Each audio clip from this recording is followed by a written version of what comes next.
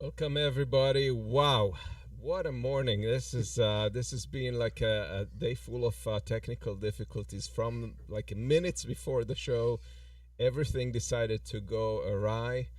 We're back on. I hope I ironed out all the glitches. But welcome everybody. How's everything down with you guys, Markus and Keith? Well, Keith, please start. Oh, better here than with you, Amos. I got my fancy lights going on. Things are going good here. It's been a hot week, you know, uh, clammy. You sweat a little bit, and it used to be cooler. How are things with you, Markus? Here in Germany, we had a very pleasant week what the weather conditions concern. We had a little bit of rain. We have about 20 degrees Celsius right now, which is absolutely bearable. It could not be better, and I know I'm bragging because we are not left out. It may not happen today, not this year, but yeah. It's going to be worse and worse as we see. And coming back to Amos, it is great to see you so full of energy, and That's what adrenaline does for you. Yeah, he was a little bit stressed today, and well, I guess Well, it's working out. yes, I guess a lot of people are stressed right now, also, be it in Canada or be it in parts of America, or even in Finland, and this is a main part of our show today. We are addressing what's going on and what we can expect, and you might have noticed that I think that the narrative a little bit has changed in the media. When at least when I look here at Germany, and they are not talking about the climate crisis anymore. More and more, they turn to another term. They call it the climate emergency, and yeah, it's getting hotter and hotter, And well, this is one of the things we are going to talk about. We have let's have a look at the card for today. We are talking about Exxon Mobil Exposed. I think this is Keith's part, right? No, I've seen it. Amos has seen it too. All right. Okay. You do this together, and of course, another story is we are have a look back at the 50th anniversary of Julian Assange and the follow up. What happened this week? And this is, in my opinion, quite strange. And I'd like to see what you guys think, and you guys in chat think about it. I think it is kind of mysterious, but we will talk about it. Yeah, let's start with the hottest topic we have today. Comes the sun, tullullullu. I'm sorry? Here comes the sun, tullullullu. Yeah, here comes the sun, yeah. And wow, she came. And though we know that this is caused in parts by a natural phenomenon, it doesn't make the fact smaller that we are nearing a more and more drier planet in the future, and Getting harder to ignore. Yes, absolutely. And if you look at the card in the background here, it is absolutely fantastic. If you look at the temperatures, in Greece, in Athens, they had 48 degrees Celsius. This is 118.4 Fahrenheit. In Death Valley, they're expecting, I think, 137 Fahrenheit. In Asia, in Iran, 129 Fahrenheit. In Australia, 123 Fahrenheit. It goes on, and if you look at it, parts of Europe are still excluded. This is luckily this is my country also, but we are also experiencing the drought. the ground water levels are falling and sinking and sinking, and it's only a matter of time when the spots which are not red on the card are turned red, and this is one of the future problems, of the not so far future problems we have to face. And let's have a look what happened in the past week. We heard about the little town of Lytton in Canada. I heard before the place completely burned down, I think they also had a couple of people who collapsed in the heat, and then it was the aftermath that it looks like hell, right? We are turning our planet into a hell. And yeah. Well, last week we had the mayor of a neighboring town on, and he was very emotional. You missed it last week, Marcus, but yeah, the whole town had to evacuate, and those people had we had to go somewhere, and the town to the north, opened their arms and helped them out. And so that's what that report was about. But yeah, that's really been news, especially in the doom community, because there's I was watching, checking the various things I check, and these the people who think the sky is falling, it's Chicken Little time, and we're all going to fry and all that. Well, they're always looking to places in the world to move to, to try to escape it, like it's possible. Exactly. Good luck. Exactly. But anyway, so for a long time, the Pacific Northwest has been a place where, has been highly sought after as, oh yeah, that's a place to go to. But with our recent heat dome event, all kind, especially certain doomers in New York are saying that, it's much better to be here, and those people, and there's no point in going to the Pacific Northwest. And the way I see it is, it's all a roll of the dice, and their turn's going to come. Yes, absolutely. And let's have a look at the next clip, because we get more, we learn more about the heat dome also, what it means. After a heat wave gripped parts of the United States and Canada for days last week, an international collective of scientists has published a report which says that the extreme heat would have been virtually impossible if it wasn't for the effects of climate change. The death toll in the US state of Oregon alone has topped 100, while the Canadian province of British Columbia saw hundreds more deaths than usual. People need to realise that heat waves are killers, and they are by far the deadliest extreme event. Heat preparation and preventing death during heat waves need to be a #1 priority for every city authority. The group of scientists estimated that last week's astonishing temperatures were a 1 in 1,000-year occurrence, but warned that if current greenhouse gas emissions continue, such an event could start happening every 5 to 10 years by the 2040s.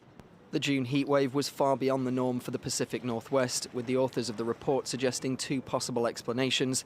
Either that a number of factors contributed to producing a very rare event made worse by climate change, or that climate change has altered the Earth's atmospheric conditions so that such heat waves are more common than previously thought. The new research does not, however, come as a complete surprise. On a global level, climate change has made heat waves more common, more extreme and longer lasting.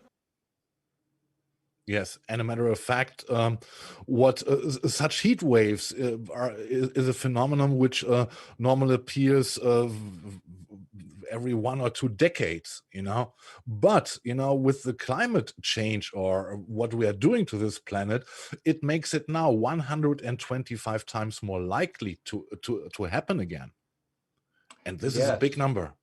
And this is a big number. There's something complicated going on, First of all, the baseline, okay, the global temperature is taken to be like 1.5 meters above the surface of the Earth, averaged over the whole thing. All right, so the average temperature is going up. That's now indisputable. No point in arguing about that. We got better things to do and argue about stupid things like that. But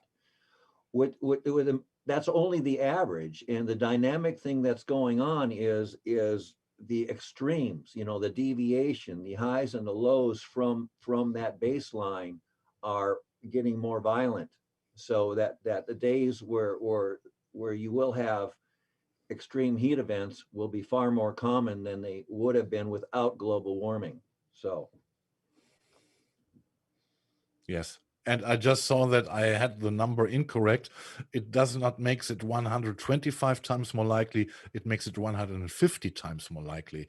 This is coming from an article from Nature, and it is absolutely crazy if you read it. The devastating heat wave that struck parts of Canada and the United States late last month would have been extremely unlikely without global warming, researchers have concluded.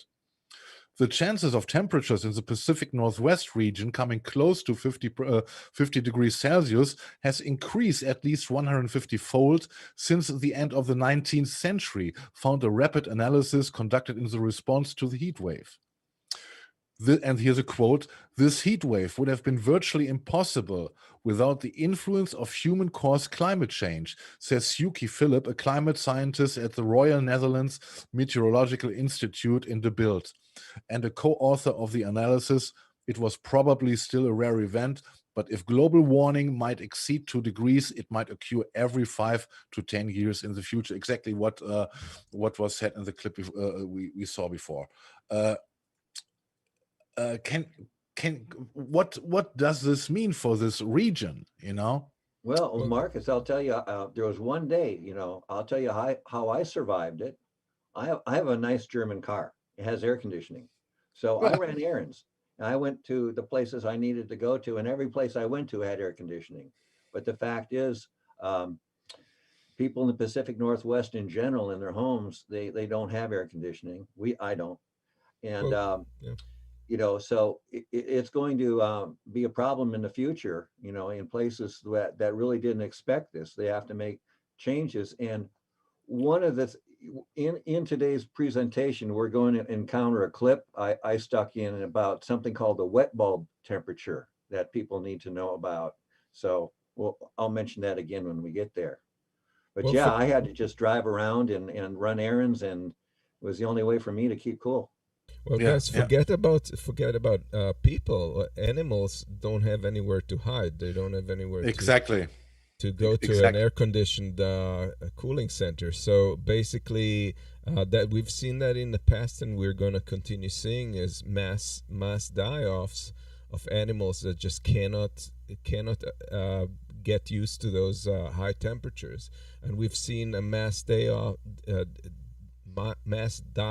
of clams along the Canadian shores.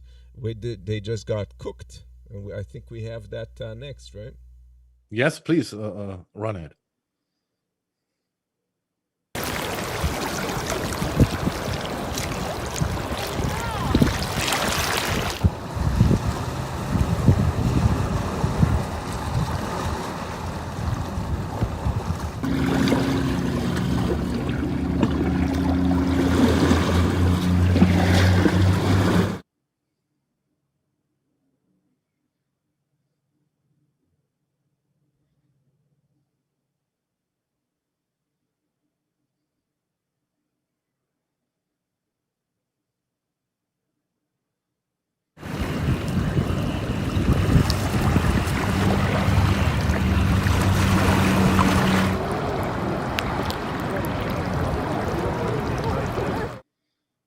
And here's the thing that basically we have like these occurrences that usually would have, like you mentioned, usually would have taken every 1,000 years to happen, now happen at the frequency of 100 years. And if we go over 2% global carbon emission, then it's predicted it would be every 10 years.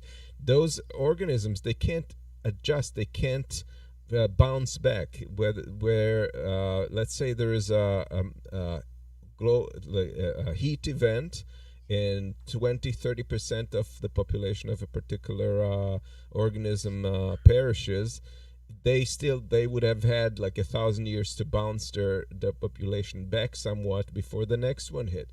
In this case, there's just no time to bounce off. Before it hits them again, they may not get back to their previous populations. So we're seeing mass die off, as was predicted in mass extinction actually happening as we watch. And the bitter that's the observation, Amos. This is a mass extinction event. The clams themselves may not go extinct, the next, short period of time, but they're representative of what's going on. You've got, all creatures, wherever they are on the earth, evolved to be to fit where they are. And even two clams, say 1,000 miles apart on a coastline, north south 1,000 miles, they may be the same kind of clam, they may look the same, but the clam further north is not going to be able to take heat the same way the clam from the south is. Right. And this is revealing itself that all kinds of critters, they can't move. They're stuck where they are, and there's no time for the generations to select the ones that can evolve to deal with the heat. Right, and this is not theoretical; it's actually in practice. And later in the show, we'll talk about how the fossil fuel industry is behaving, and they were exposed. And you want to stick around to see that, because that makes you extremely outraged when you compare what's going on with what they're doing. Yes, sneaky interview. Yeah, that's good. And the bitter irony in his, if you saw the clip, is it exactly shows our future. It is what should be different. Okay, maybe we are not getting boiled, we're getting grilled instead. But it doesn't change. And a billion of sea animals killed like this. This is extremely disturbing. And I don't know if you remember. Late last month, there came news from California, I guess, where it was observed that a lot of wild animals and snakes and stuff were trying to get out of the desert and get into populated places. Maybe it was already their instinct that they knew, in quotation marks, what was coming, and that already tried to seek shelter. Yeah, animals on the move. Yeah, and that's not the last thing. There will be a lot on the move in the future. Oh yes, that. And here's another article coming from Huffington Post, which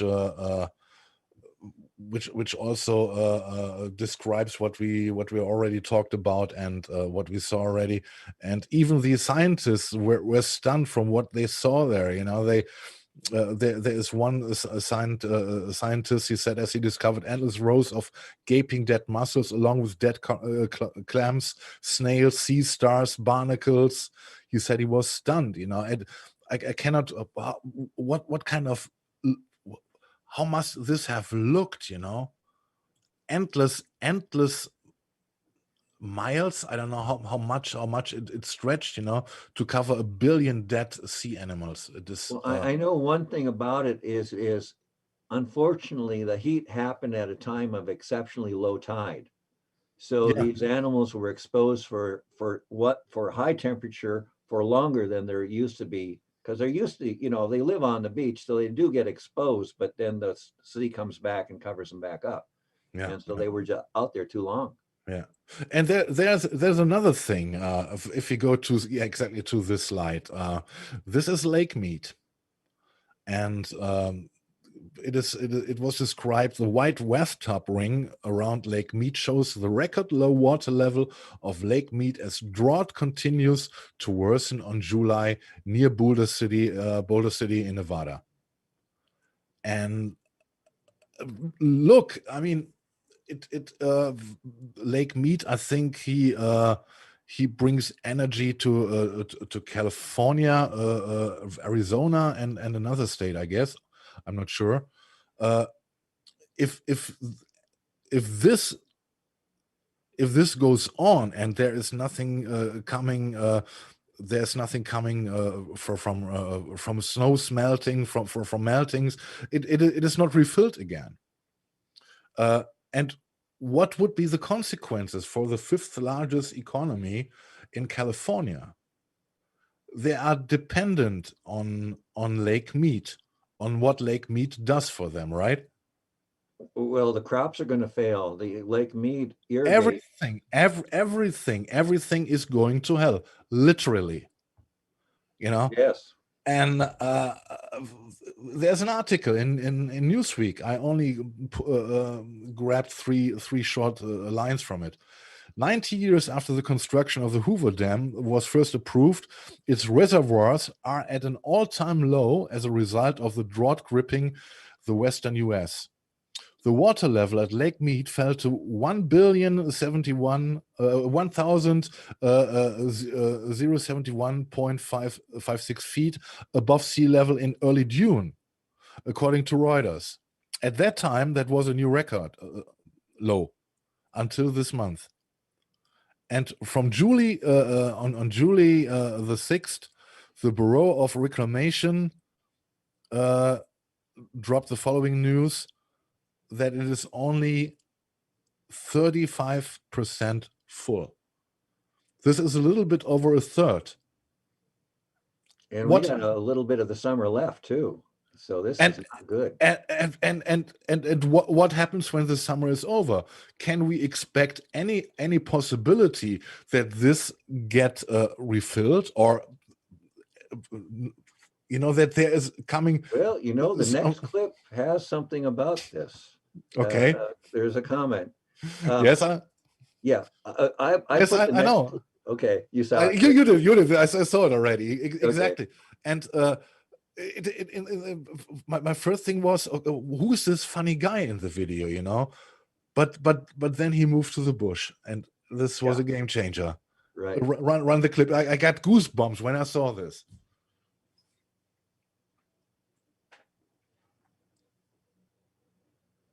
All right, everyone, welcome back to Cody's Lab. Last I checked, the channel was almost 2 million subscribers. That's such a huge number, I cannot get my head around it. So to celebrate, I thought I'd do a part 2 to my Chain of Thunder video, in which I set off something that made a loud, thunderous noise on one spot, and another one at another spot set it to go off at the time that the sound of the first one reaches it. So if you're standing on one end, it sounds like one bang. You stand on the other end, it sounds like two.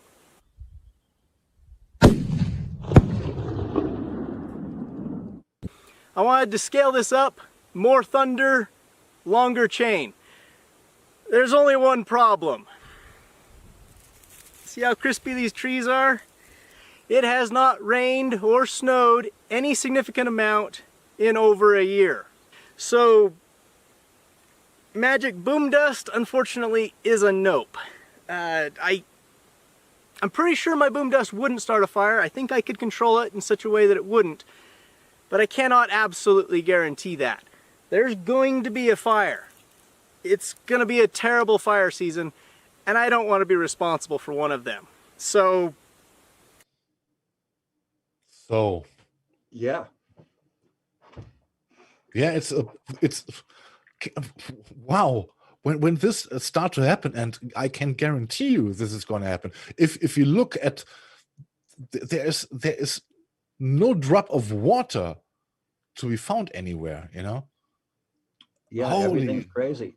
Holy fucking shit.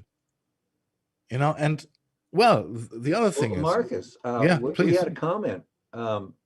Cirrus 1976 was saying that it's 84 here. I'm not sure. I don't know where he is. Maybe he can type in and tell us.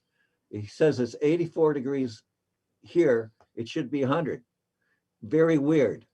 And what you were just saying, I repeat, I brought that up to amplify what you're saying, because you're getting at the point where there's this circular jet stream around the North Pole, and it's failing. So what happens is we get these wild swings. Yes. That'll actually be covered in another short video we have. I have a lot of short videos, but they're all short. They're all surgical. So, Very good. Very good. What's interesting, it's the same thing is happening with the circulation of the water in the ocean. It's becoming more erratic, and all the existing long repeating patterns are kind of falling apart, and that has significance on everything from carbon, ocean acidity, and temperature, and eventually atmosphere. So, yeah, the circulation patterns are changing, Yeah. slowing down. Yeah.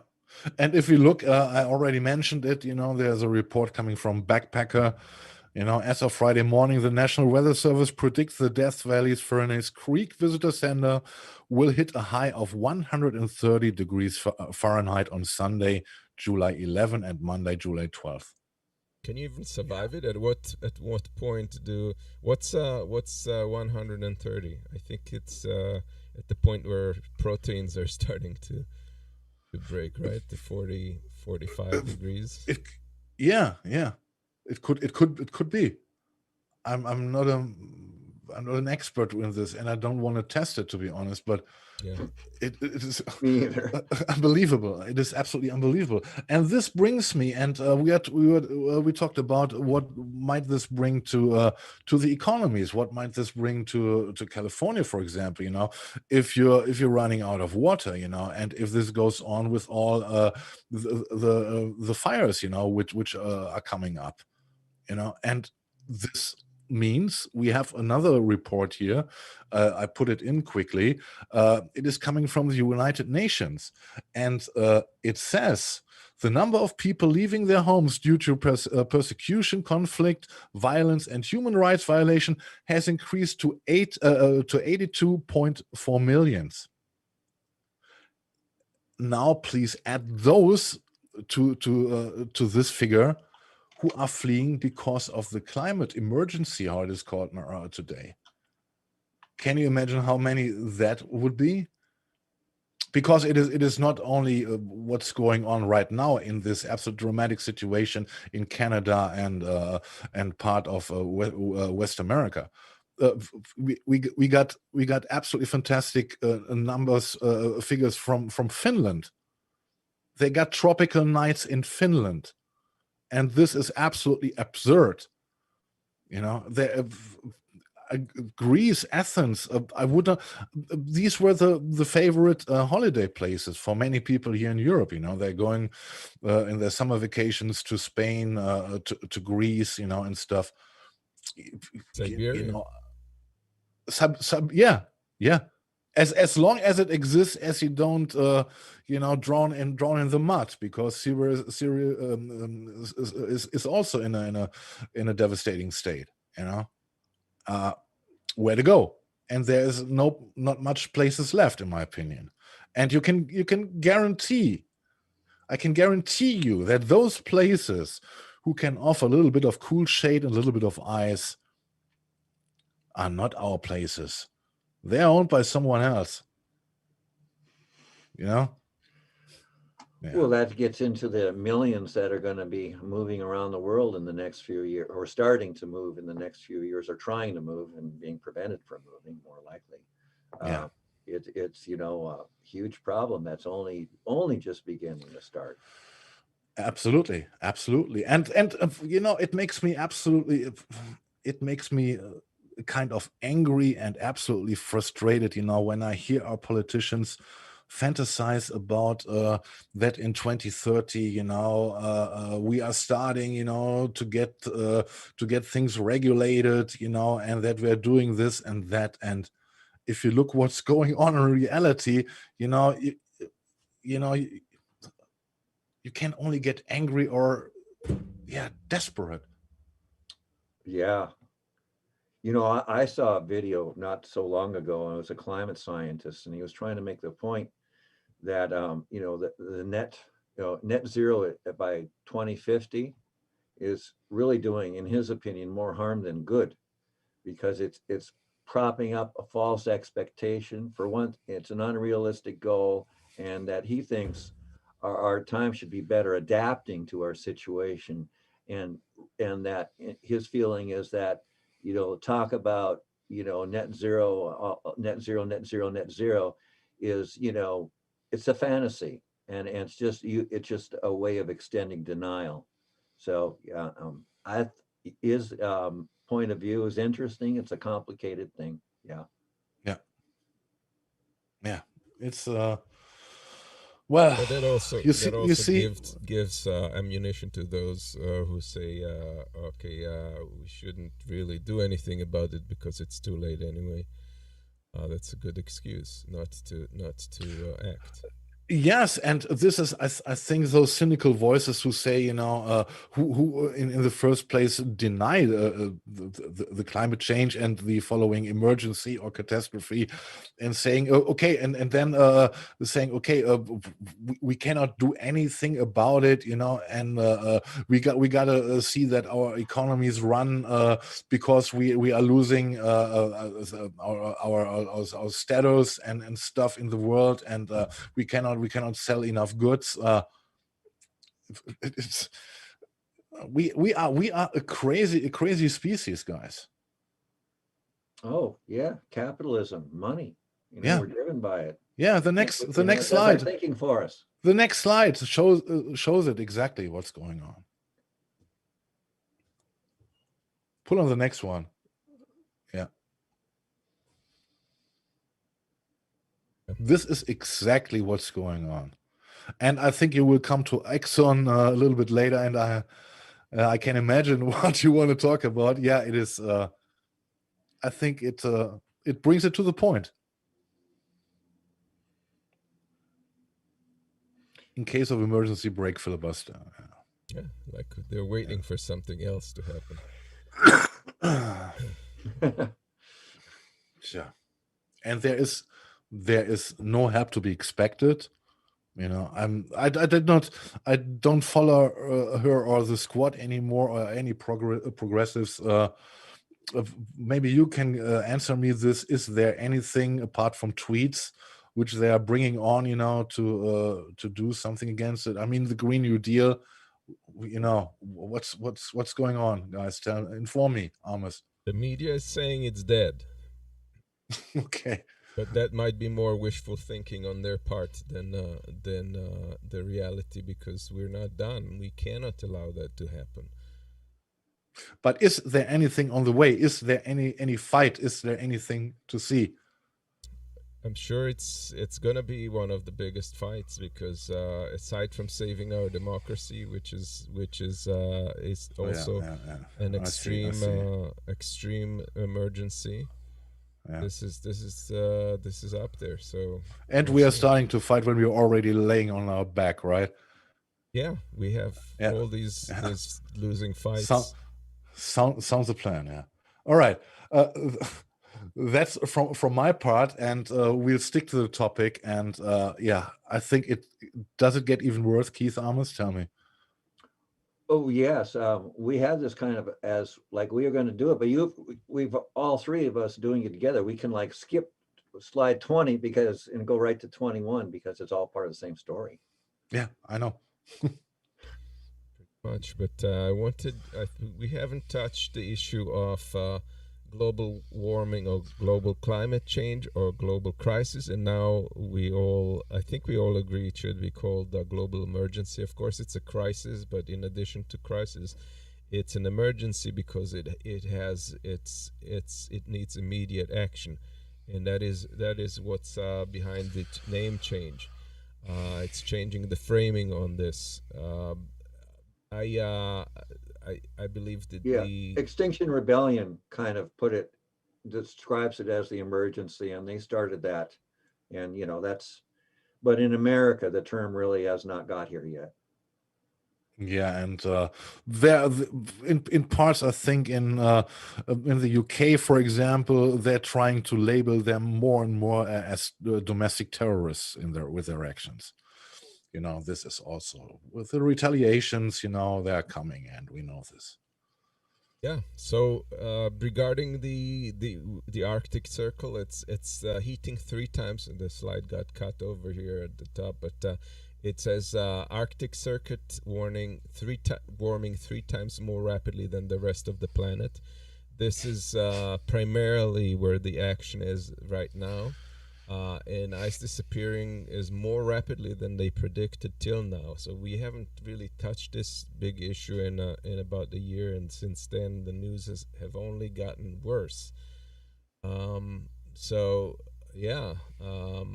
wanna talk about this video clip?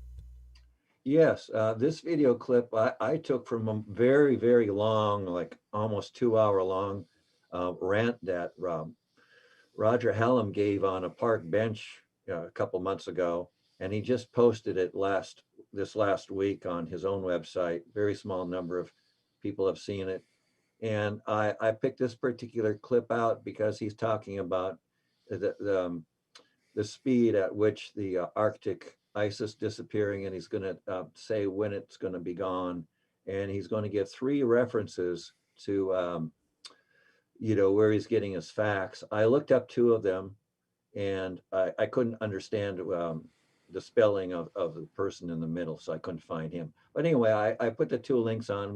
We can look at him or not. The point is, I put him in there because there's a lot of talk about the science. None of us dispute the science, but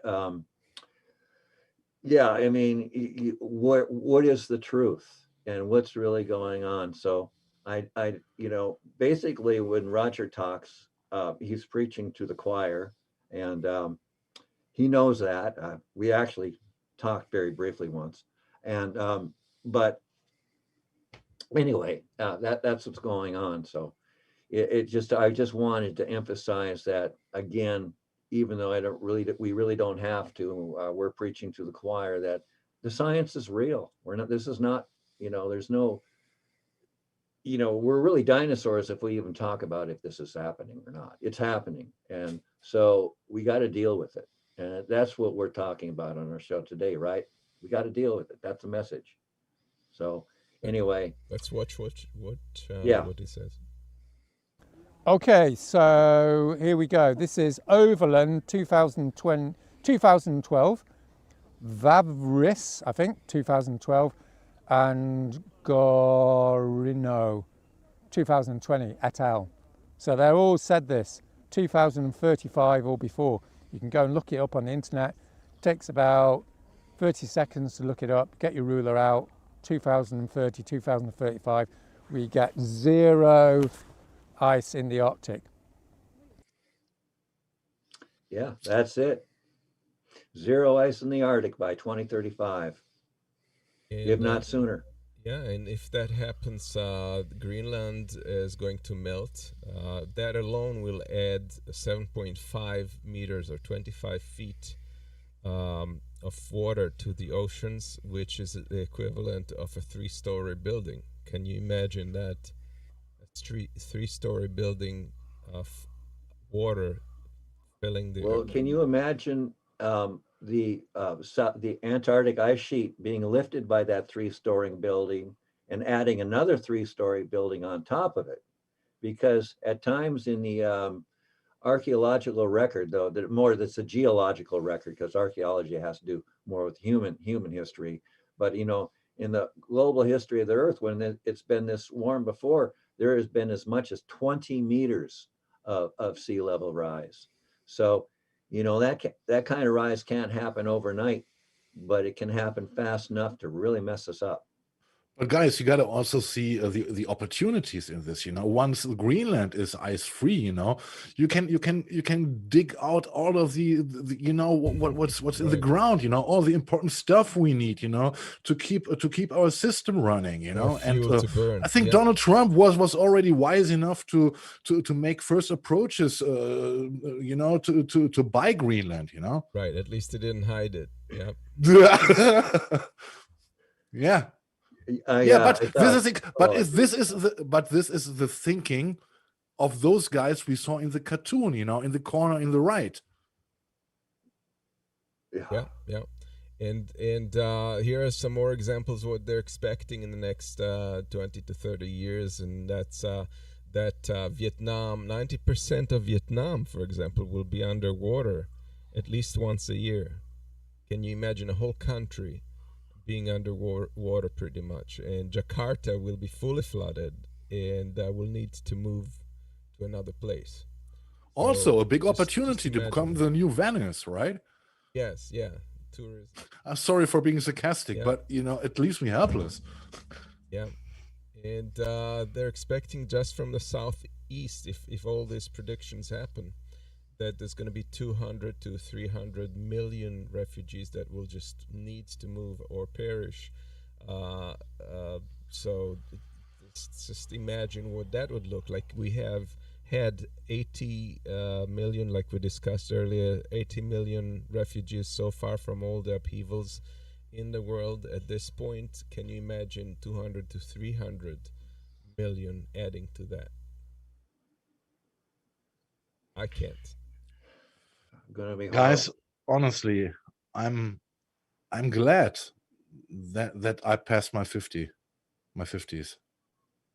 Yeah, I think we probably all do, because the next generation is not going to be very happy. No. And the problem with what's going on is basically that this is a cycle. It's not just that we can just stop what we're doing and slow it down and it will all regulate, because we're putting into motion something that has a positive feedback. In other words, it drives itself. So Yeah. we release CO2, Earth gets hotter, the Arctic Sea or the ice melts, and where it's highly reflective as ice, as water, it absorbs more sunlight. So it by itself adds to the warming. In addition to that, there is a thawing of the tundra, which captured CO2. So all the CO2 and methane, mainly methane, is getting released into the atmosphere, and the heat stressed forest is adding, the bleaching of the oceans and this acidification that's caused by the warming is releasing even more greenhouse gases, and all of this is warming the oceans and releasing more CO2 and methane. So it's like a cycle. You can't. It's not something that you could easily just roll back. At some point, it takes a life of its own. Amos, bring back that last slide. I want to make a few comments about it there. Yes. Yeah, and yes, it is a cycle, but the important thing to understand is there's this concept called a tipping point, and once you reach the tipping point, you can't go back to where you were. So you may do things to mitigate the damage. You may stop CO2 emissions, like that can happen. It's not going to happen, but say you did these impossible things, that doesn't mean we go back to where we were, because these tipping points aggravate what we're doing to the environment. They amplify the effects. Some people kind of go off the deep end with the cycle and the feedback, and then they take it too far and say that we're going to be like Venus, and we're going to have like lakes of molten lead and stuff like that. Those people are kind of crazy and small in number, but that people do this. They take things to the extreme, but it's really important to understand the concept of a tipping point of making a change where you can't go back from it. Like if the Amazon is all cut down, the Amazon can't come back because the rain cycle, the hydrological cycle that it depends on, has been destroyed. Yeah. And there are other examples like that. So yeah. And one thing that we're going to face is the methane.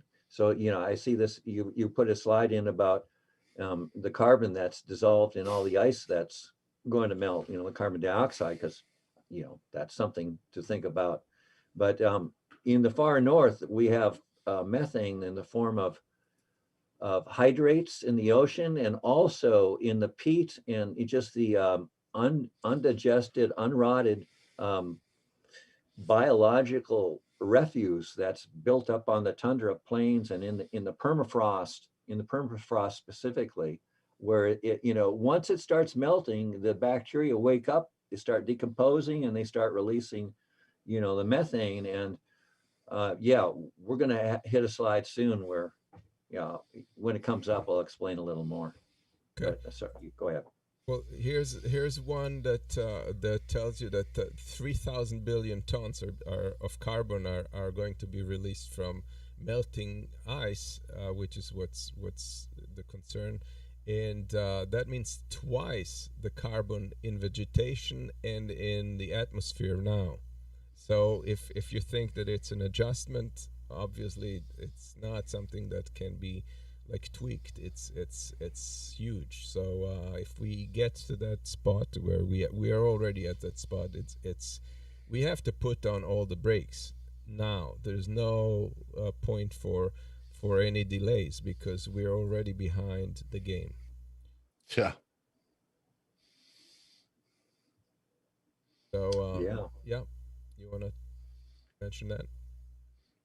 Yeah, I put this slide in. This is from a video I actually made. It's a mashup, and it's like 17 minutes long. We're not watching the whole thing. The part we're only watching is about a minute long, and it's bringing up, some people call it the methane bomb, because if all this methane comes out at once, we are toast. We're gone. I mean, that's it. But the world's really a big place. The world's also round. The stuff at the top will last longer than the stuff at, say, a lower latitude, and it can't come out at once. So really, we don't know what's going on, is the truth of the matter, and it's a huge unknown thing. Yeah, but there's the possibility of methane making things horribly bad in the very near future is something to think about. And I was kind of basing a story I was writing on this concept. Yeah. So yeah, and this is what I'm afraid of. What's going to happen in Siberia, right? When the permafrost disappears, what's going on? There is megatons of methane in the ground there. Yeah, and methane is also what we call a natural gas, where the our friendly name. That's the same. That's the same thing, and it's also what we fart. So we don't have to worry about cows and steaks anymore. That's bullshit. Oh, Amos, we haven't mentioned how much more dangerous methane is per volume than CO2. Yeah, it's 84%, 84% more. It's like I think the current belief it's 5 times more affects the atmosphere or blocks absorption, but five times more than carbon. Yeah. The number varies because methane will break down after about a century. So if you released a kilogram of methane into the air, a century later, I think only half of it or a bit less than half of it will still be in the air. So if you look at 100-year span of methane, then it's equivalent to 28 times the greenhouse warming effect of CO2. Whereas when it's first released, it's 85 times. Yeah, it and decays then faster. Another but gas it's worse. that's even worse, which nitrogen oxide. We'll get to that. Yeah. And just let me mention, since we're on this topic, because there's the cow story, because Republicans were making fun of progressives that were talking about having to reduce the industrial farm industry, and that is true. The industrial farms do add methane. However, the initial belief that of the impact of these agricultural release of methane is far lesser than they initially thought. They caught an error. We made a segment about it like a couple of years ago, I believe.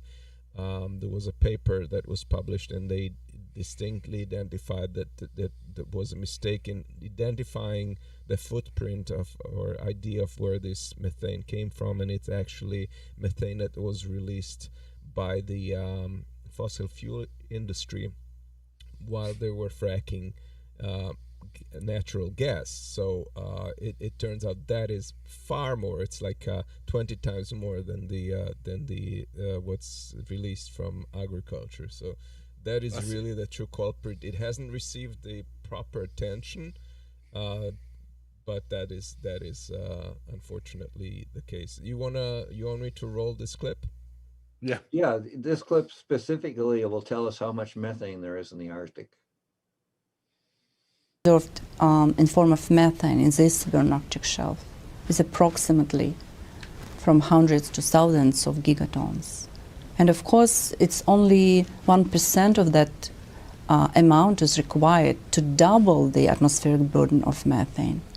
But to destabilize 1% of this carbon pool, I think it's not much effort needed, considering that the state of permafrost and the amount of methane currently involved. And one more remark from Dr. Shakova. The worst thing might happen. Shortly speaking, we do not like what we see there. Absolutely do not like. Well, here's a sobering thought. Methane levels in the atmosphere surged last year, despite the pandemic. Now, NOAA says it was the biggest annual jump since record-keeping started back in the early 1980s. Scientists found that rise pretty surprising and disturbing. Yep. Yeah. Like I said, it's part of a much longer tape. You know, I put it together, so obviously I'm biased and think it's a great tape. We should just watch it. But no, I'm kidding there. We have a lot of stuff to cover. And I wanted to address some of those. If you're in an argument with a conservative and they come up with those bullshit arguments that they've been using, I want you to be able to be armed with counter responses. So one of the things is that they say, well, the Earth has gone through such climate changes in the past. This is natural. It's not a big issue. Well, it has never in the history of Earth gotten to that in terms of the unprecedented rate of warming. So if something was warming, it was over thousands of years. Animals and plants had some chance of moving or adjusting to it. In this current situation, we're in dipshit. So this is not anything like compared to a natural process of cycling through climate extremes as has happened in the past. And when they have happened, that has made major changes on everything. Somehow life survived, but it definitely affected some creatures that died off and others took their place. So this is not much of a consolation, and we know this one is being highly correlated to our release of these greenhouse gases. This has been proven over and over. There's like almost a one-to-one response, and so there's no doubt that we're driving this. Another thing they say is so another thing is that this atmospheric conditions that are being created have not happened in the last 30 million years. So that's way above what human history has been. If no action is taken, let's say we let it do business as usual, we'll reach conditions that have not been seen on Earth 100 million years. So this is not something to look forward to. And I did this to you. I threw this in there. Yeah, go ahead. Yeah. Well, yeah, I saw these two Trumpers in the deck, these two slides in the deck of this Mr. Two Terms talking sense. And I go, well, you can't have them saying things like they know what's going on. So this was obviously one that came to his senses. And so I added another slide to carry on to show that this guy's, he's had an epiphany. And so now he's going to use his redneck wisdom to help us. So that's why I say, it's time to fish or cut bait. We got to do something about this problem here. Yeah. So you learned a little bit about geoengineering, not to say that's right or wrong. That's another issue. Yeah, but the fact is CO2 by 1 part per million takes 8 billion tons of CO2 carbon to be sequestered. Yeah, it's a lot of carbon. And if you look at the first slide, you know, even if what's happening today is not caused by us, by humans, you know, it doesn't change the fact what's going on, and that we have to do something about it, right? It doesn't change the fact that we are getting boiled like frogs in the pot if we don't do anything. But the delay game goes on because power of course, things the way they are. Of course. And this is why I can only repeat myself. I say this, I don't know for how long right now. An effective fight against the disastrous climate catastrophe cannot be done with capitalism. It can only happen without capitalism. Oh, totally agree. Oh, yes. That's the point in it. It's making money make the decisions, and people, you know, it takes away human agency. Yes, and it takes away rationality. Yes, and that's even worse. You know. Yeah. And there's another thing you should know, and that is, like, we're still not seeing the worst of it because we have that momentary tempering of these warming by the fact that when you melt ice, it actually takes energy from the surroundings, so it cools you down temporarily. It cools you down when you melt the ice, but that is not repeatable. You go through the ice and that is it. And then the real rate is discovered, the real heat rate. So we're not seeing the worst of it. In that video we played about where Roger Helm was talking, you know, he got into that, and that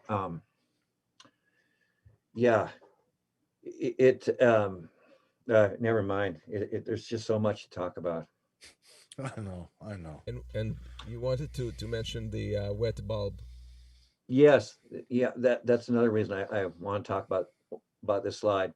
Is this is kind of a coming to a future near you cartoon that we're going to look at.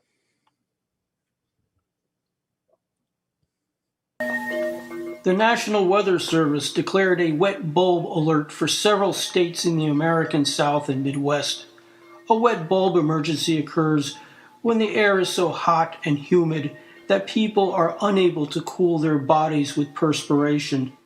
This is measured with a thermometer wrapped in wet cloth. Exposure to these conditions can result in death in a matter of hours. For 3 days, people sheltered anxiously in air-conditioned homes and public buildings, awaiting the passing of the lethal heat wave. They emerged from their air-conditioned shelters into a new reality. The ground was littered with dead birds.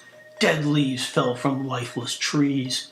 There was no denying anymore. The Earth's climate was rapidly changing, with lethal consequences for humans and other living creatures. When there was ice at the North Pole, the difference between cold Arctic air and warmer air in the mid-latitudes created a robust jet stream. But when the polar ice melted, the blue ocean underneath absorbed more heat and became warmer. The jet stream lost energy and became weaker, loopier, and more disorganized. Heat waves became hotter and lasted longer, worsening droughts, crops failed, famines increased. Slower, more powerful tropical storms and hurricanes caused catastrophic flooding. Worst of all, a rapidly warming Arctic Ocean unleashed a sleeping giant. Methane hydrates, frozen for eons, erupted into the atmosphere, accelerating global temperatures beyond what human life could endure in such a Yes, yeah, and that tape with Roger Helm that I was referring to earlier made the point in that segment shortly after the part we watched. He makes the point where once the ice is gone, it stays gone. All the predictions of the polar ice leaving the Arctic show that it doesn't come back next year. The first year it's gone, and that's a tipping point. Yeah. And I like the clip, because it has in in under a minute, everything we were just talking about, and yeah. Yeah, it's a very good clip. Yeah, the wet bulb temperature is 35 degrees C, or it's 92 degrees Fahrenheit. And what it means is at those temperatures, if you have 100% humidity within a few hours, you're dead, because your body cannot survive. You can't cool down because the humidity air is so hot that your perspiration can't cool you down. So it can be warmer and you can have less humidity, and then the wet bulb temperature moves up a bit, right? So if you've got 80% humidity, maybe it's got to be like 100 degrees. I don't know. There's a chart that gives you all the answers. But throughout human history, the Earth really doesn't ever, reach wet bulb temperatures anywhere. But we're always, there are places in the world that have always been just on the hairy edge, just below it. And so the first place that it's likely to happen where there'll be large die-offs is Southeast Asia and along the coast of China. But, the way things are with the unpredictability, the unknown contribution that methane could contribute, we got to do something. One thing Extinction Rebellion does is they make a point where if you were on an airplane, if you're going to take an airplane flight and you were told that this plane flight has a 15% chance of crashing and, and an 85% chance of getting you where you want to go just fine, would you get on the plane? Of course you would. 15%? You're going to risk your life for 15%? Well, in terms of the climate, the global heating crisis, that's exactly what's going on. This is, why are progressives talking about this? Because it's change. We got to change what we're doing. We have people who like things the way they are, who benefit from the current system, and they will prevent change as much as they can. And in the slide that we're going to watch, I put in this clip because there's a climate scientist making a very good point that we also have to, pay attention to.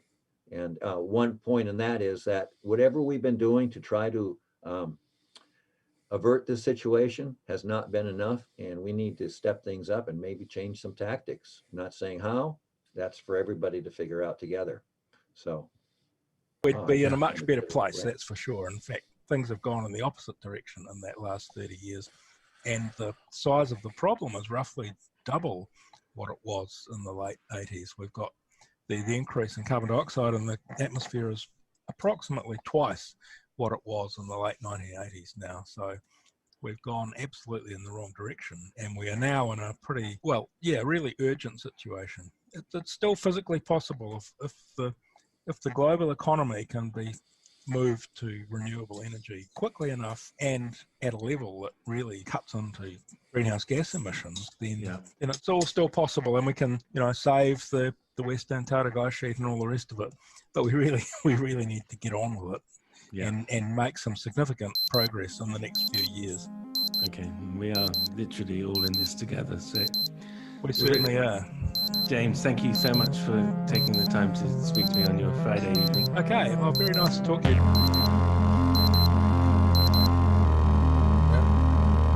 Had a better night than...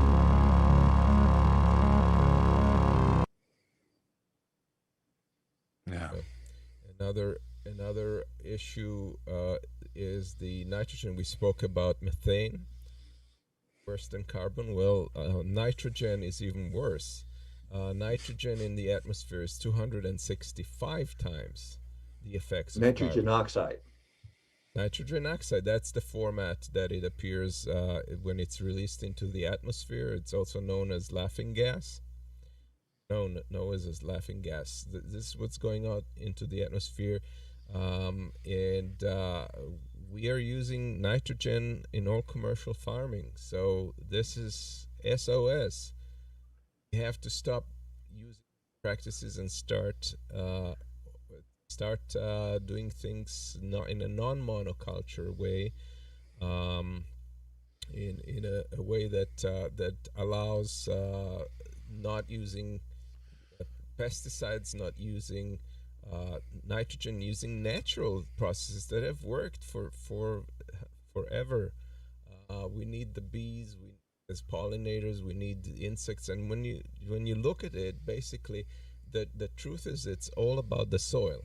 The soil is one of the major components in this story, and it's Amos, I yes, just want to add one thing about that last slide you showed. yeah. When I looked, I saw that, and I was curious about what other gases might be really bad, and I found out that the winner of the gases for global heating is sulfur hexafluoride, which is like they actually use this stuff to inflate tennis balls with.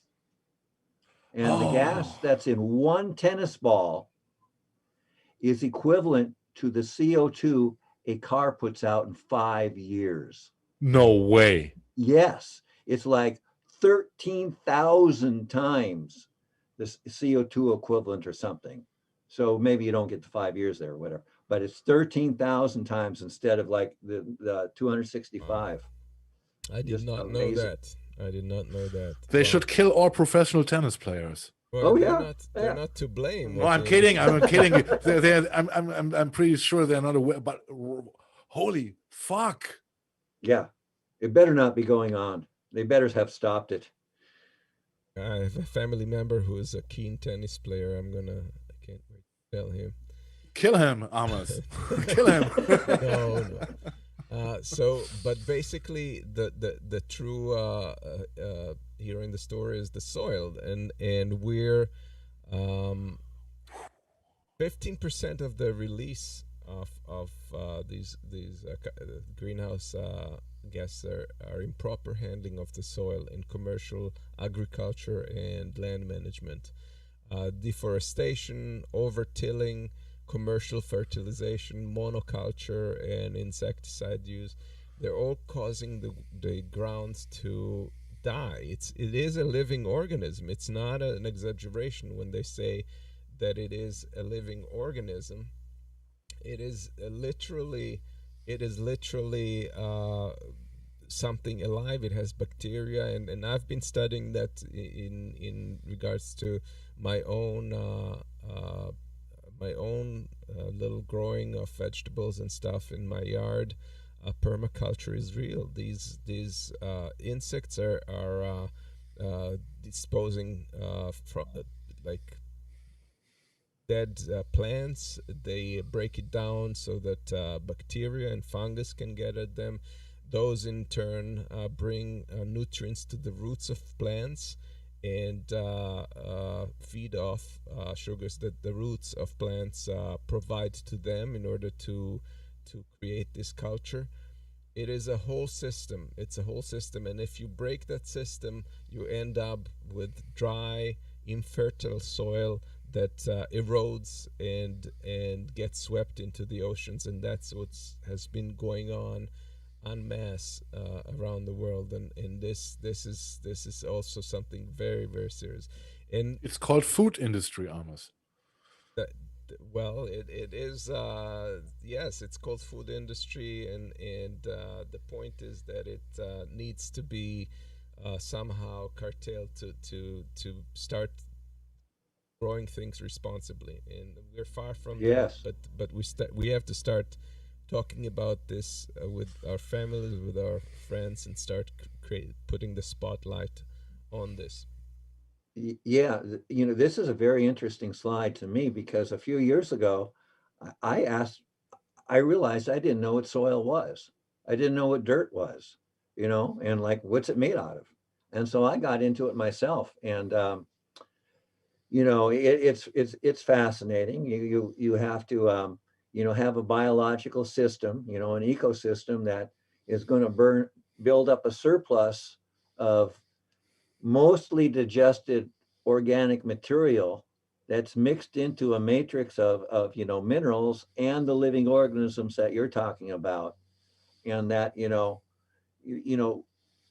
gardeners, quickly, if you do any gardening, you're going to get into this, and the agriculture that modern agriculture, we till, and when we till, we expose oxygen to the soil where it degrades. So we only have 60 years left. By current agricultural practices are causing the loss of 30 soccer fields every second, are being lost of arable land. And, in places like where I live, the climate is such that we can actually build soil pretty quickly. Like in my garden, I can till stuff in and it decomposes, and it rains enough that stuff grows right away. You could plow it back in.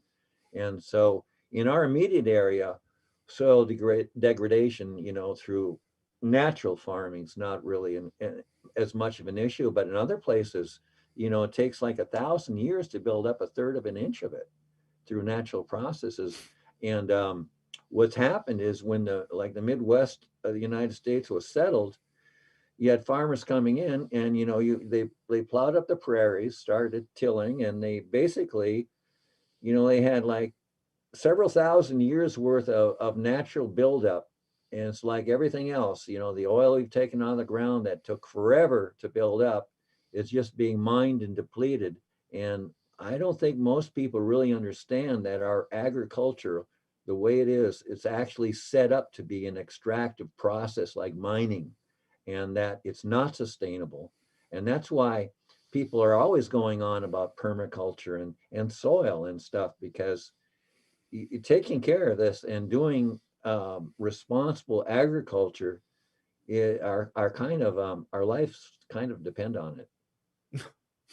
And I put this slide in because there's always this debate, and people on the right say, well, why should the U.S. do it when China is not doing? Well, the U.S. is 4% of the world population. Its pollution is 15%. So we have some culpability in this, and we have to address it. And yeah, China, we have to make China do it too, but this is not an excuse for the U.S. not to do it. And there's people who would want us to go that route, and that's, I'm talking about the industry. We'll get to that in a minute. That's another delay tactic. So basically, in order to fix our problem, we had to remove 40 billion tons of emission every year from now on until net zero, and that's a lot. Yeah. This is the Republicans covering their eyes and saying, there, now it doesn't exist. Wow, it really works.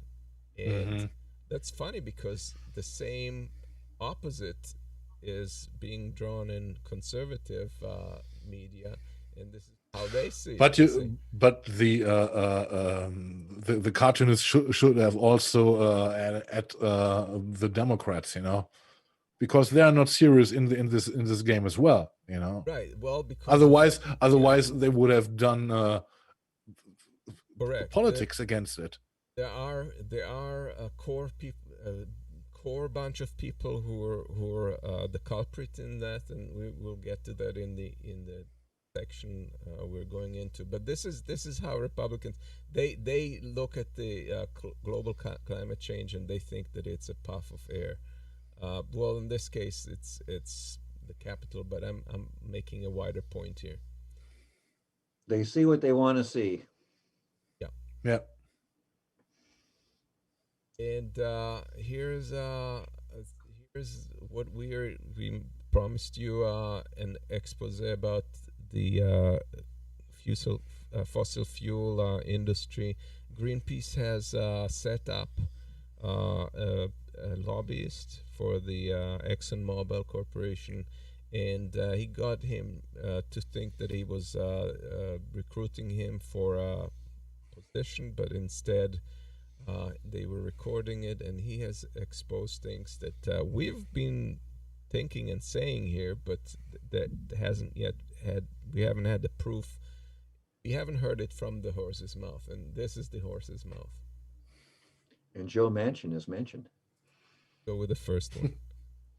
Hi, Good to see you. How are you? Moments later, Mr. McCoy will become one of the first ever executives to claim that ExxonMobil has aggressively fought climate science using front organizations to maximize shareholder profit. Did we aggressively fight against some of the science? Yes. Did we join some of these shadow groups to work against some of the early efforts? Yes, that's true. But there's nothing illegal about that. You know, we were looking out for our investments. We were looking out for our shareholders. In response, Exxon said, "We've supported climate science for decades," and accused Greenpeace of waging a multi-decade campaign against them and the industry. Keith McCoy thinks he's being headhunted for a new job.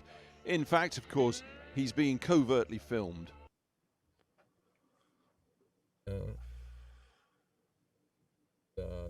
Unbelievable to hear it said straight, with no pretense.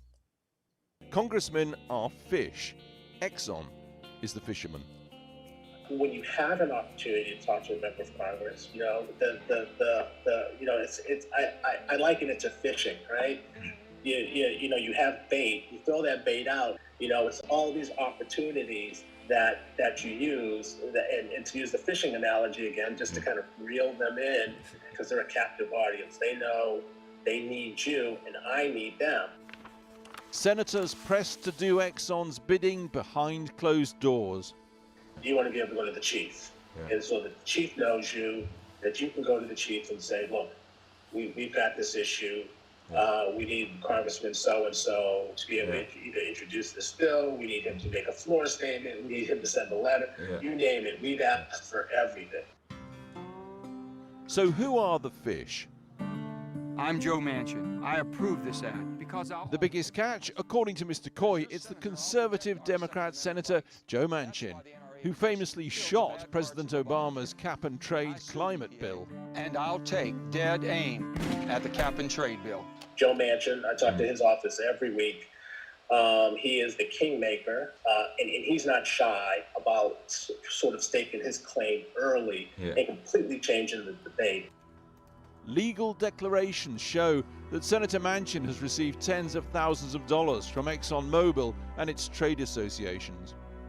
Keith McCoy names 10 other senators as crucial to ExxonMobil. Senators Mark Kelly, Chris Coons, Shelley Moore Capito, Kirsten Sinema, John Tester, Maggie Hassan, John Barrasso, Steve Daines, John Cornyn, and Marco Rubio. All bar Kelly and Hassan have taken money from Exxon totaling $117,000. We gave all these senators a chance to respond. None did so. Exxon insists our lobbying efforts are fully compliant with all laws and are publicly disclosed on a quarterly basis. Nonetheless, a degree of secrecy appears to be key. The last thing Exxon seems to want is open accountability, facing Congress in public. We don't want it to be us to have these conversations, especially in a hearing. It's getting our associations to step in and have those conversations and answer those tough questions and be the for lack of a better term, the whipping boy for some of these members of Congress. So he says they hide behind trade bodies to avoid public scrutiny on the Hill. Our CEO was invited to a hearing from a member of Congress who we know is just going to rip him to shreds when he goes there. The main thing that they're looking at is just to get ExxonMobil in front of a congressional hearing so they can rip us apart. Big oil, big power, big pressure. The route from the K Street lobbyist offices to Capitol Hill is very well trodden. From the street to the Hill, we can now reveal the current ExxonMobil battleground and strategy. It's big, yes. It's bold, yes. And we can get it done. Just last week, as America continues to suffer heat waves described as apocalyptic and linked to the current climate crisis, President Biden fought to get Congress to pass his $2 trillion showpiece law linking jobs and infrastructure to massive spending to combat climate change. On Capitol Hill, though, Exxon was also fighting to strip out spending on climate. Forget that, it lobbied. Stick to roads and bridges. So that's a completely different conversation. When you start to stick to roads and bridges, and instead of a $2 trillion bill, it's an $800 billion bill. If you lower that threshold, you stick to highways and bridges, then a lot of the negative stuff starts to come out. Why would you put in something on emissions reductions on climate change to oil refineries in a highway bill? So, and people say, yeah, that doesn't make any sense. So then you get to the germaneness and say that shouldn't be in this bill. Sure enough, last week Biden's behemoth bill evaporated. A new law may be agreed, but major green initiatives are gone. Coincidence? Or the big oil effect? Nothing illegal, just oiling the wheels of power. That reveals a whole playbook of how they're acting, and it's not surprising to us, I think, but it is so amazing to hear this so cynically put in words by a lobbyist, and you know, people like that, in my opinion, should be trialed and executed, because they're the reason we're having this issue. They are climate terrorists. Absolutely. I could not be a politician. You know, I did the little math calculation watching this, and like my soul, you know, this soul here, it's worth more than $10,000. I'm sorry. You know, a goddamn oil company has billions of dollars, and they buy our politicians for $10,000 a piece and ruin our, and basically, you know, sell us down the river. Well, some of it you don't see. Some of that money you don't see because it's funneled through PACs and other like groups of supposedly independent that are running ads. You know, do you know what I would do, you know, and get even more money out of it? I would make it public. You know, social media. Look, these motherfuckers contacted me, you know, they want to buy me. They offered me this amount, you know. Right, but can you you never top get this? offers like that by people who are against, who would do that. Like, you can't imagine them offering AOC or someone like that to buy them off. Alexandria Ocasio? Come on. No, I don't think they would go with that. Anyway, here's the next one, talking about forever chemicals, which are the chemicals, like if you've watched the movie Dark Waters, those Teflon production materials that got into the water and like literally poisoned an entire region. Here it goes. Last month, in a European capital, Unearthed, Greenpeace UK's investigations unit is making the final preparations, wiring up with covert recording devices. On K Street, Washington, D.C., home of America's most powerful lobbyists, Keith McCoy, a key representative of the biggest oil company in America, is waiting for the call. The timing's vital. What may be America's greatest chance to combat the climate crisis is going through Congress right now. The video connection is set up. It's time to go to work. Hi, good to see you. How are you? Moments later, Mr. McCoy will become one of the first ever executives to claim that ExxonMobil has aggressively fought climate science using front organizations to maximize shareholder profit. Did we aggressively fight against the audience? They know they need you and I need them. So to be able to introduce Cap and Trade Clyto, Kirsten Sinema, John Tester, Maggie Hassan, John Barrasso. It was cued wrong here.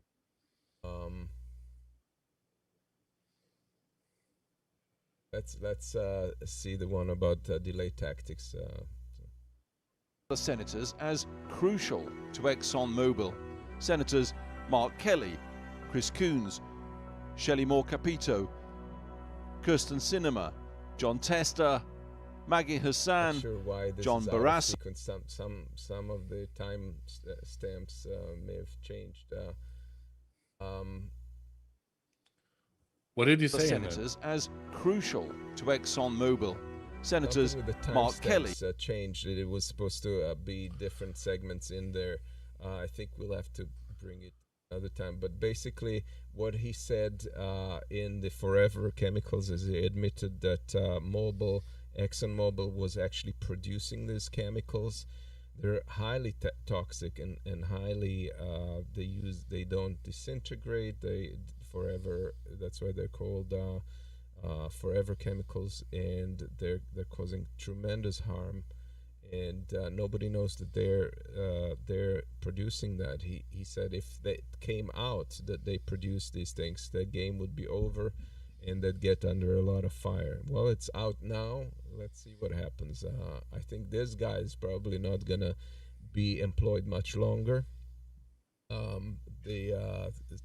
The Exxon Mobil CEO has kind of distanced himself and said he was shocked to watch this and such. But we all know what the truth of it is. This guy's telling it as it is.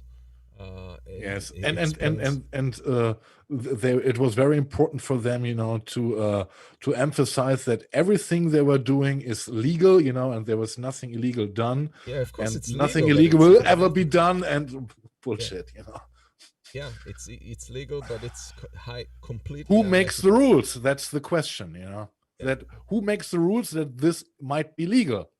And he's also laid out the whole delay tactic, how they had they come up with like a supposedly independent PAC.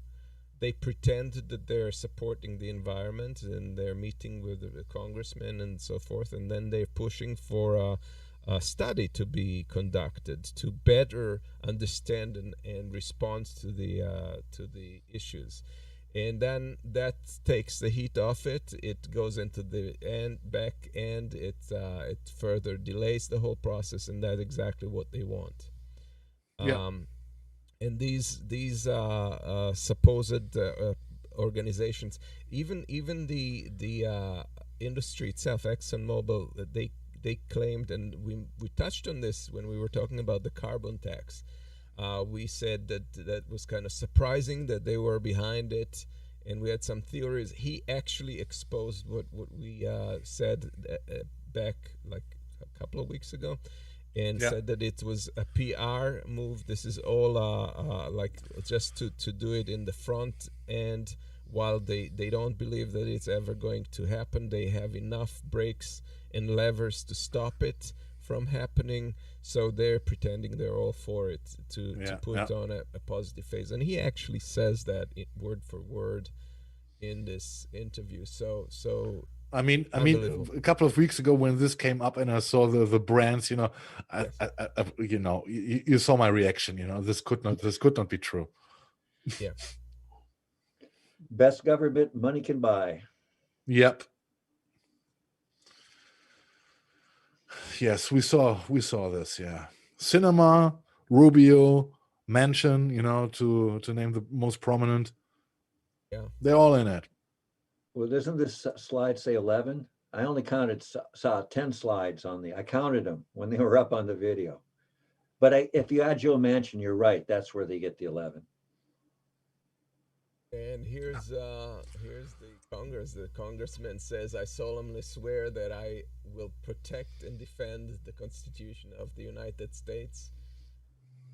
The lobbyist says, "And I solemnly swear that I will not give him any more money if he doesn't." So.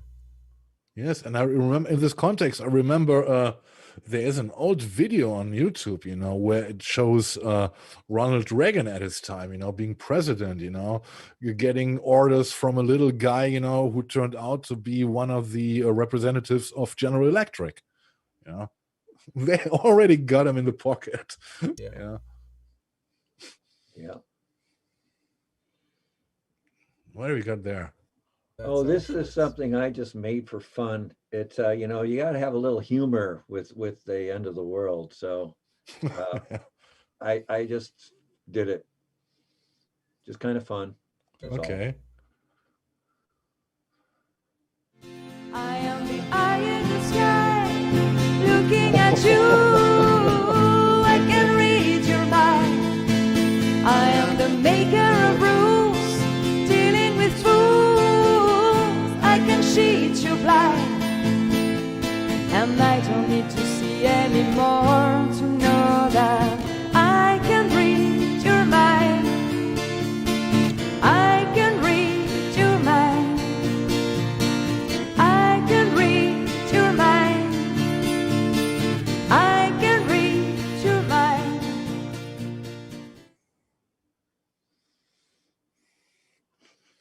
Well, I don't think that it's correct. This is a serious show, and this you put it into a satire show. Yeah, it's like It's great. I love it.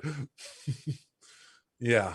Let's come to our next topic. It is Julian Assange. As we know, last Saturday he has the pleasure to celebrate his 50th birthday in prisonship.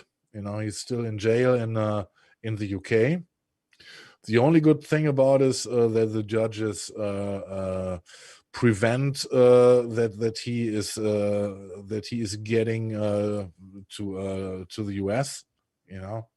And the reasoning is they cannot guarantee that due to the psychological status of Julian Assange that he would survive the American prison or justice system. This is, I think, I can bring it to the point with this, in the argumentation. And the other coincidence this week was there was a remarkable interview which was given by a guy who was who pretended to be Julian Assange quasi right-hand manager of WikiLeaks and stuff, and it turned out that this guy was a blatant liar, and he gave an interview with the Swedish Stunden, and Sigurd Ingi Tordarsson was recruited by US authorities to build a case against Assange after misleading them to believe he was previously a close associate of his. And big parts of the accusations against Julian Assange are based on what Sigurdur Ingi Tordarsson told there. And the calls are now getting more and more louder that Julian Assange should be leave the arrest right now because, as we've seen, one of the main witnesses turned out to be a liar, to be someone to be a grifter. He pretended to be someone which he was definitely not. He gave a longer interview in it.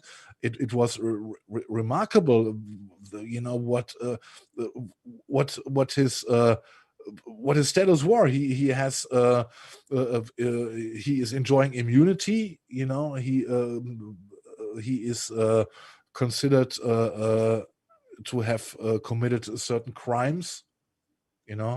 Molesting children and stuff is being said about him, and it is denied that he ever was a leading figure at WikiLeaks at all. It turned out he was just a volunteer there. I don't know in how far the US authorities made a background check on him, or for me it is kind of mysterious, that they are presenting such a weak witness who in the end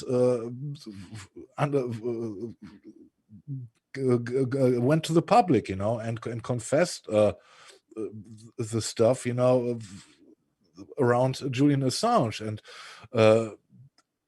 well, as I said, the calls are louder, to set him free. Parallel, there is now an offer coming from the US and this is very remarkable. They're saying they would be okay if Julian Assange was taken back to Australia and under the authority of the Australian government, he could serve any time the Australian government would see to be okay for this. And what do you guys think? For me, it looks like like a certain twist, you know, to get still hands on him. I don't know in how far the Australian government is allowed to deliver a person of their own country to America. You know, the Australian government, to my information, is more right-winger oriented, you know, and well, I don't know if they're trying to get Australia to give them Julian Assange. What do you guys think? What is behind this? Whatever is behind it, it's immaterial whether he serves it in the US or in Australia. It's still no. The big difference is anytime. So the Australian government could decide after 1 week he is in Australia to release him. Well, that's true, but the real reason why this is going on is some weeks ago, the motions were put out by Julian Assange's defense team that he can't get a fair trial or fair treatment in the United States, and that the you know, the sentences, you know, it's unjust. Yes. But beyond that, it's inhumane, and it doesn't, you know, the idea being that if they could show that he would not be treated well in the United States, that he shouldn't be extradited. So the United States is coming back, you know, and saying that with this baloney, basically, because all they're trying to do is get his butt here. You know, once they get his butt here, it's over. You know, they're going to do whatever they want.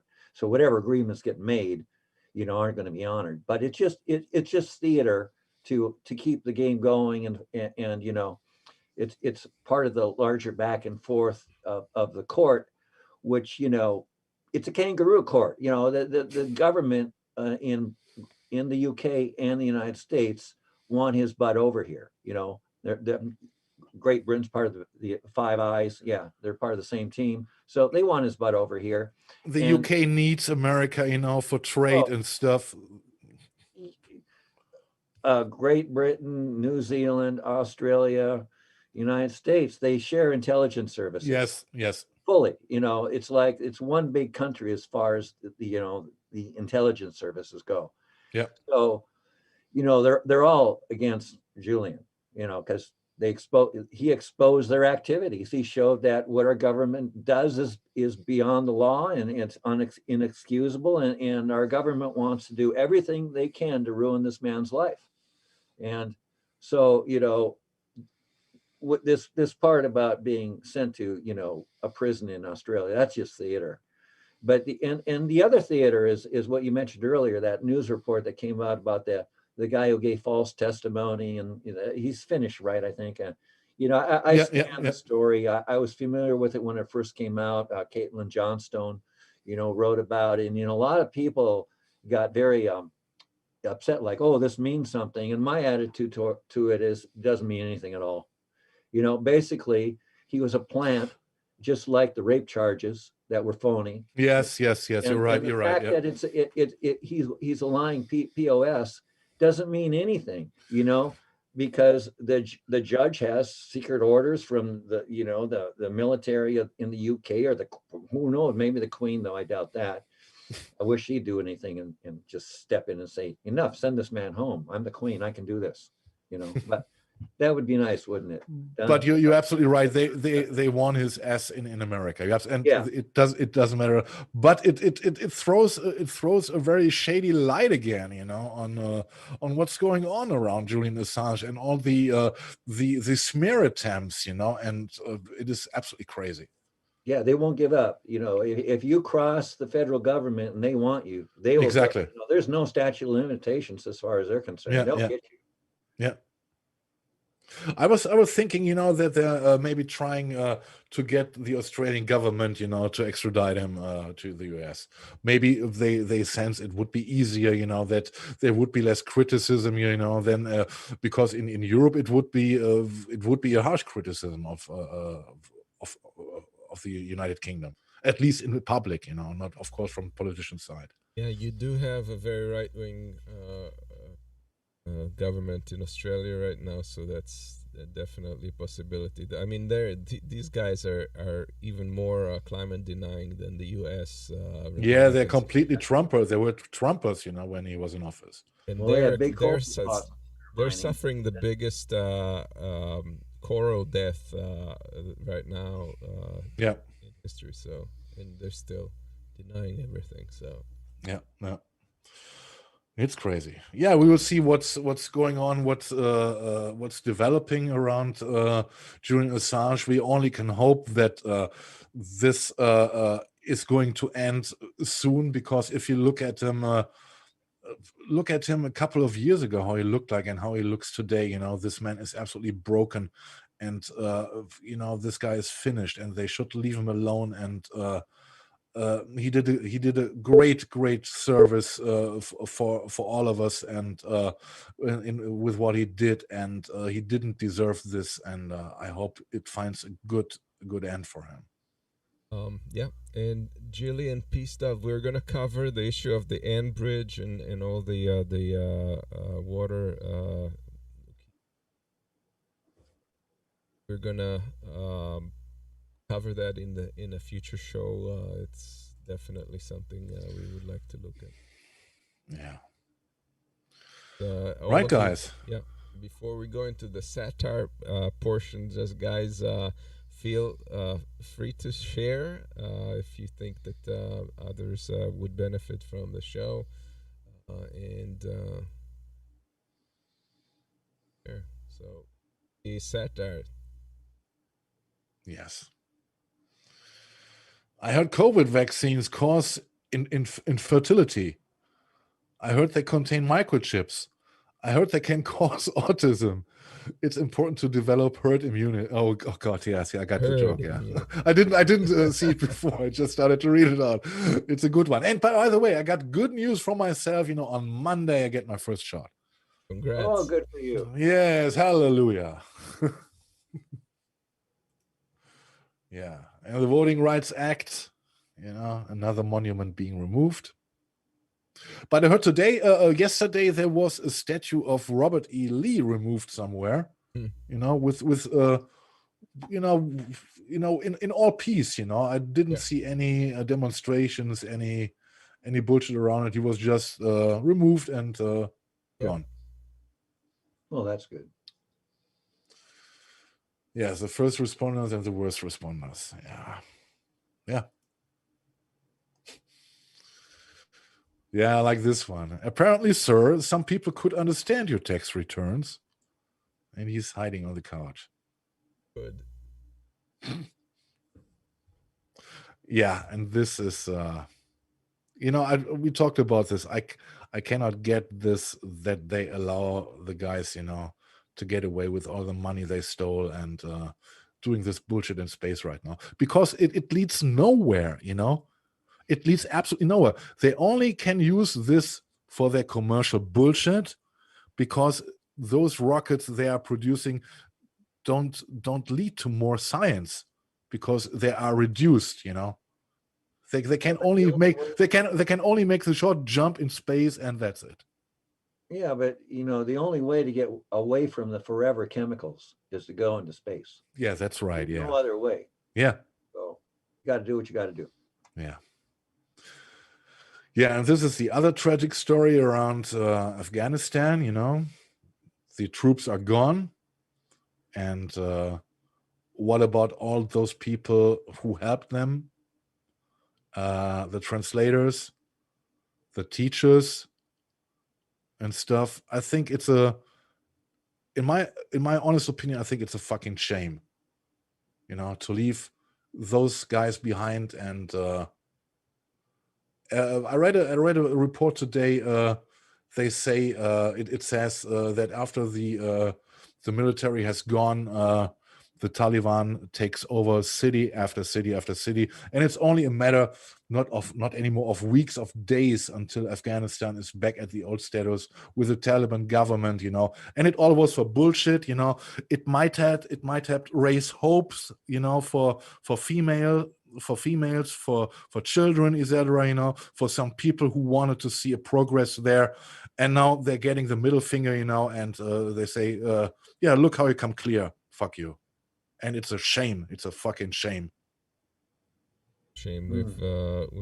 I understand Biden's point that we've been there and nothing is it's not changing to the I understand the motivation, because going on with the war makes no sense. But the way they went out, you know, it's a shame. Yeah, I think it's gonna be horrific. We're gonna see some really horrible scenes, and I don't know if they're gonna be able to keep the cities, but it's enough that they go in and start executing people and women and stuff, and it's unconscionable that we're not gonna stop it. Yeah. Here's our new educational model of.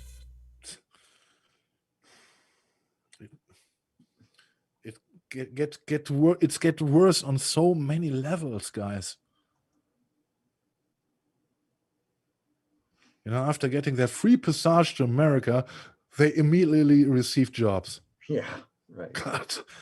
Yeah. Slavery chapter. $3.50 an hour. Yeah. That's the slavery chapter. You know. And it is crazy, you know, when I heard the argumentation, you know, that the topic around slavery should be presented the way that any white kid would not feel uneasy. Isn't this fucking crazy? Right. Damn. Poor souls. Tender ears. Yeah, and this is another one. Yeah. You can also, if you go back, you know, you can also instead of a snowplow, you can also put, you know, a guy with a vaccination car in front of it, you know, because it's the same. It's absolutely the same thing, you know. There's Putin. I can't be held responsible for these actions, and software hackers. Obviously, I mean, if they really wanted to, they'd crack down on them like nothing. It's totalitarian state. Are you kidding me? Yeah. It's just the journalists that are getting that. And here's the U.S. Complaining that it's being. Well, I just know when I'm hacked, it's not the Russians that do it. So, you know, I have a dissenting opinion about this. I think I'm the biggest hacker on the planet. You know, I'm asking myself in this, you know, if the Russians are doing the hackings and stuff, you know, and America is complaining, you know, I'm asking myself, does America not have also experts, you know, who are operating in Russia? Well, maybe 10 to 1 more than they are against us. You know, come on. I don't know. I'm asking. Well, you know, we have billions of dollars in our defense budget that's earmarked for this kind of stuff. We're going to pretend we don't do it. We're going to point our fingers at everybody else to say how bad they are. When we destabilize the world, you know, the Central America is having horrendous issues. You know, they have climate change going on. They're being ruled by gangs. Who destabilized their governments? Who made their coups happen? The United States did to facilitate business interests. You know, point well taken. But I think there's a difference. The difference is that we're not touching certain areas, which is what Biden was trying to circle in his meeting with Putin, and the Russians don't have any qualms of doing that. So that's. Well, I'm not saying they have qualms. I wouldn't give them that, but I think this is it's used to make it's an excuse. Right. And the fact is, you know, are you really worried about Russians influencing our elections? I mean, we have our populace is perfectly capable of behaving like idiots all by ourselves. So, you know, I don't believe that there is that much, even if they are hacking, that they're really not influencing anything. They're not, you know, one Coca-Cola commercial probably influences people a lot more than 10 years of Russian hacks. That's my opinion. I think it's much ado about nothing. Yeah. Okay. And here's because if you want to talk about propaganda, this is propaganda right here. Fox weather. Well, I only was wondering because I never heard Putin complaining, you know, about being hacked. Yeah. And we haven't really touched the big elephant in the room, which is Haiti. But I think at this point, not even they know what's going on. Yes, we should wait at least 1 week to see what's, because what I read today is there is so much uncertainty. There is no one who can be due to the Constitution be in charge at the moment. Everything is the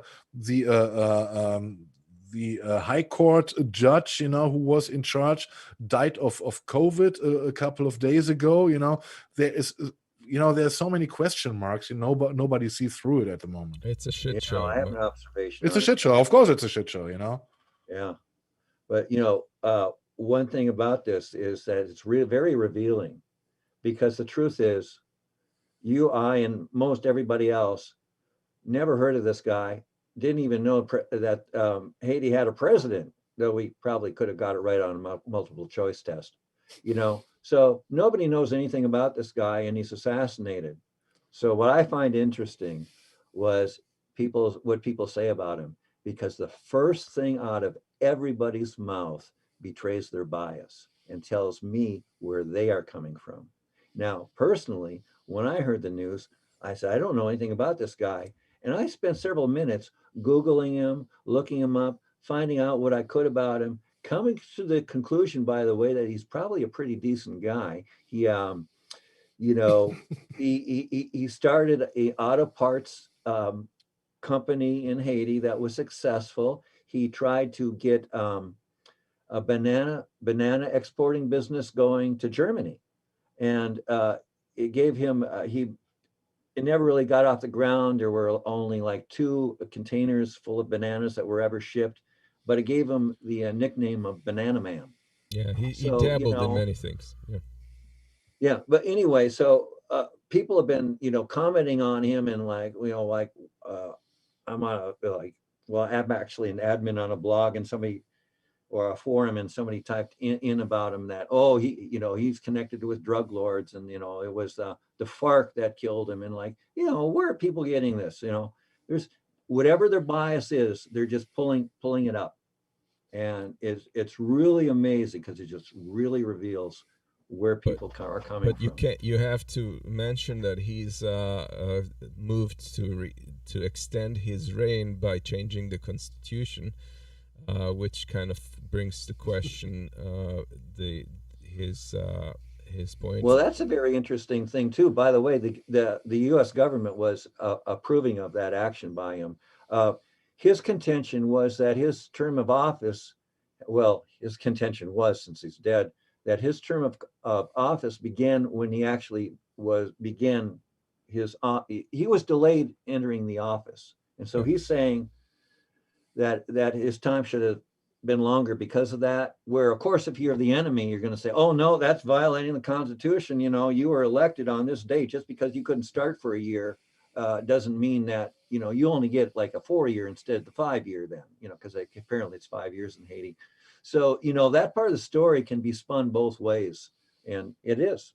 being spun both ways. This is what I said. We there are too many question marks. I was also wondering why the UN and other states directly partied up with some of these persons who are trying, to get the highest office. There are currently 3 in the race, as I know.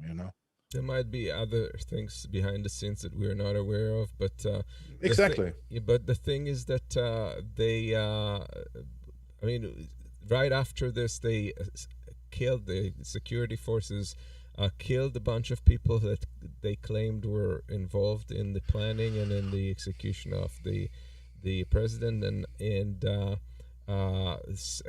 they hinted that some of them are of American citizenship. That brings to question whether the U.S. was somehow involved in it, or whether that's what they want you to think. Exactly. We don't know. It's a shit show. And I joked with my Haitian friend who said that the Haiti is kind of like a plane in the air where the mechanic is fixing the plane as it's flying. And I said, well, but he went on a coffee break. He has to have his coffee break. So this is kind of how Haitian history goes. Unfortunately, a whole line of dictators, and we've never, it's supposedly a democracy. It's not. And poverty and tragedy. It's very sad because as long as this is the case, this country cannot be successful. And it's holding its population back. And by the way, I usually don't make advertisement for Netflix and stuff, but they have now a very nice documentary there, a very funny documentary. It is How to Become a Tyrant. And it shows the playbook, how it's done correctly. It is very funny, very entertaining, a little bit over the top, but it's worth watching, for those who don't know what to do today, then do it. Next time we'll have a trailer. All right, guys, we did it. We made the show. It didn't look like that, shortly before we wanted to start, but we got it, and without any interruptions. Very good. Guys, thank you very much. It was a very nice show. It was, for me, what's deep in my mind now is what you talk about, the tennis ball. That one tennis ball is more harmful than 4 years of a vehicle. 5, the article. Oh, wow! Yeah. This is sulfur hexafluoride. Sulfur hexafluoride. Oh, damn. I think it's also used for electrical insulation in some because it's non-conductive. So yeah. It can be, okay. Yeah, but this really blew my mind today. This was only a little piece, but this really blew my mind. Yeah. And, I hope you. Going on. And I know our show is depressing when we bring up all this information, but I think it's so important that you guys spread the word, because we need action, and right now, when we can't afford to let these corporations and wealthy people just mess things up even further, we gotta get our S together. Yeah. Well, thank you to all in chat who commented, and thank you very much for watching, and I hope you were entertained. Well, we are going out now. I discovered a very interesting guy, the No Boy, and he has a very interesting history. You are smiling, Amos. You know him? No, I'm first time. Okay. he has Vietnam roots. He's American with Vietnam roots, and it turns out that his grandparents were held in internal camps, during the 40s, when America was at war with Germany and Japan. The Japanese people in America were internated, and it happened to be that his grandfather, his grandmother were part of a band, and they were allowed, to tour with the band within certain boundaries, I think it was West Wyoming. He made a song about it, a different song than we are playing today. And it seems that this band became a very successful band. They were called the best band in West Wyoming or something like this. But after the gigs, they have to return into their camps. And he's talking a lot of the situation his grandparents were at that time. And very interesting guy. I recommend you guys to look more for his stuff. He does excellent stuff, and well, I hope you like it. He's here now with the Imperial Twist. And guys, thank you for being with me, and see you next week. Have a good one. Okay. And be safe and cool. You too, Markus. Bye, guys. I was pro-communist and extremely pro-American because I really love rock and roll. Rock and roll.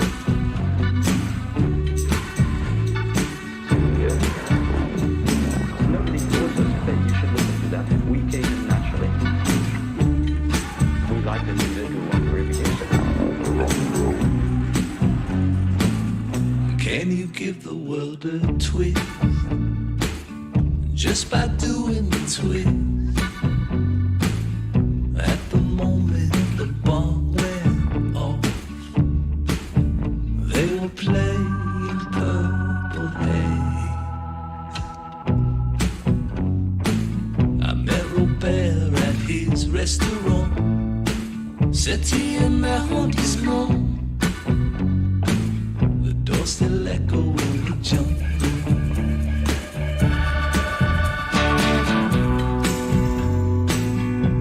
Your mother brought back 45s from Paris in 65, and we learned them note for note. Some broken English rolling stones, Fenders, girls and dogs, America provides.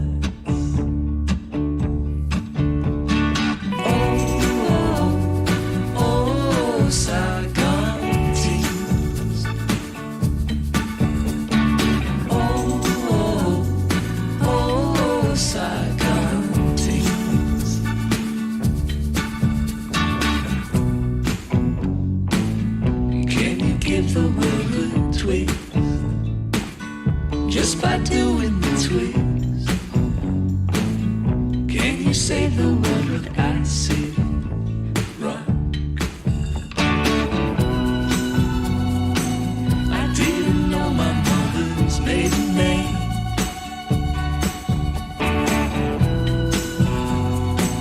That time in Texas when we was detained. I've been back to old Saigon, but how much of you